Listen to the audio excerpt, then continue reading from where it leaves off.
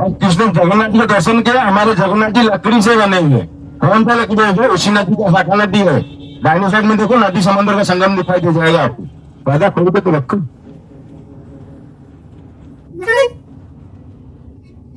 जगन्नाथ जी का दर्शन किया, जगन्नाथ जी लकड़ी से बने हुए। कौन सा लकड़ी है वो?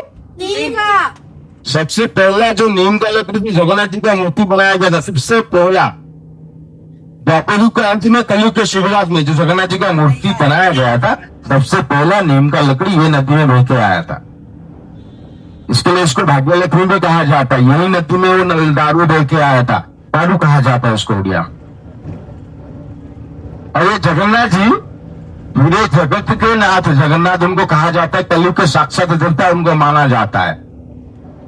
और ये कृष्ण भगवान के स्वरूप है, कृष्ण भगवान ही है जगन्नाथ जी। क्योंकि कृष्ण भगवान का शरीर का हिस्सा जो आज भी जगन्नाथ जी के अंदर फड़कता है। कौन से कृष्ण भगवान? वो पूछो तो बोले, कौन से कृष्ण भगवान? कृष्ण भगवान ने एक द्वापर रूप में जो आए थे, वही कृष्ण भगवान का हिस्सा आज भी फड़कता है। यानी स्वयं कृष्ण भगवान जी का दर्शन किया है, छोटा मोटा नहीं, बात नहीं। कलयुग के साक्षात देवता माने जाते, ये कलयुग का धाम है जगन्नाथ धाम। आपने शायद सुना नहीं रहेगा, एक बात सुनते जाइए। हमारे यहाँ पे कितने युग हैं? 4 युग में 4 धाम है। सबसे पहले आता है हमारे साहित्य युगों के साहित्य में, पहले युग आता है सत्ययुग। पहला आता है सत्ययुग। सत्ययुग का धाम कौन सा है?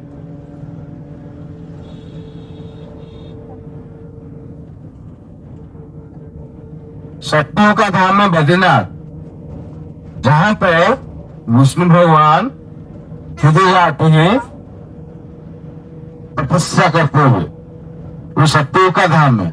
और उसके बाद में आता है त्रेतायुग। त्रेतायुग का धाम कौन सा है? रामेश्वरम। रामेश्वरम।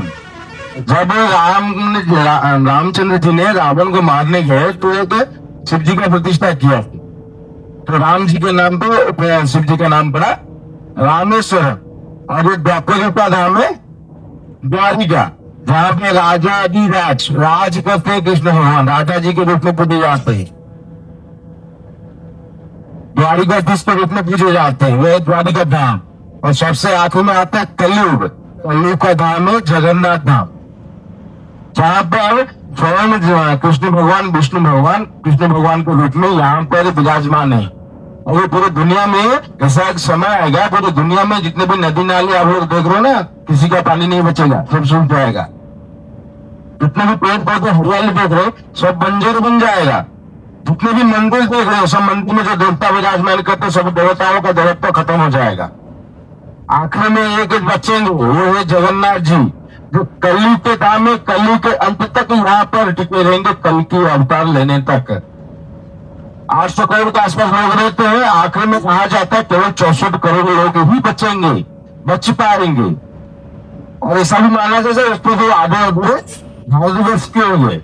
और हमारे उड़ीसा में जो जगन्नाथ मंदिर हो, ये उड़ीसा विश्व गुरु बनने वाला है। आप लोग हम लोग करने वाले नहीं है। अभी सुनते रखिए, ये मैं जो बताते हुए जा रहे हैं, ये भविष्य मालिका में लिखा गया है। भविष्य मालिका किसने लिखा है? अच्युतानंद जी ने लिखा है। उसमें वो पहले से लिख के गए हैं, और जो जो लिखा हुआ है वो होते जा रहा है और होने वाला भी है। और इसे भी माना जाता है कलयुग का आयु 4,32,000 साल है, मगर ये आयु भी घटते जा रहे हैं बहुत जल्दी जल्दी। जितना पाप कर्म होते जा रहे हैं, उसी हिसाब से आयु भी, कलयुग का आयु भी घटते जा रहा है। यानी बिना ज्यादा दूर नहीं है। और ये कलयुग के जगन्नाथ धाम, जगन्नाथ जी आखिर तक रहेंगे यहाँ पर, ऐसा वैसा नहीं है। क्योंकि ऐसा भी कहा जाता है, अगर आपको पास समय मिलता है तो आप सबको बद्रीनाथ जाइए, दर्शन करके आइए। अगर आप अवसर मिलता है, पैसा खर्चा करके द्वारिका जा सकते तो जाओ, नहीं तो रामेश्वरम जाओ। मगर अपने जीवन में एक बार जगन्नाथ जी का दर्शन करने जाना जरूरी है, आना जरूरी है। कम से कम जीवन में एक बार जगन्नाथ धाम आना जरूरी है, क्योंकि ये हमारे अभी का जो कलयुग है, कलयुग का धाम है। इसके लिए जीवन में एक बार कम से कम जगन्नाथ जी का दर्शन करना ही करना है। ये तो कलयुग है, पाप तो होगा, ये सब लोग करते हैं। मगर दर्शन करने से कुछ ना कुछ तो पुण्य मिलेगा। भगवान जी का नाम रटोगे तो कुछ ना कुछ पुण्य तो मिलेगा ही। तो जगन्नाथ जी के बारे में बहुत बातें हो गई, आगे जाके बात करेंगे। भगवान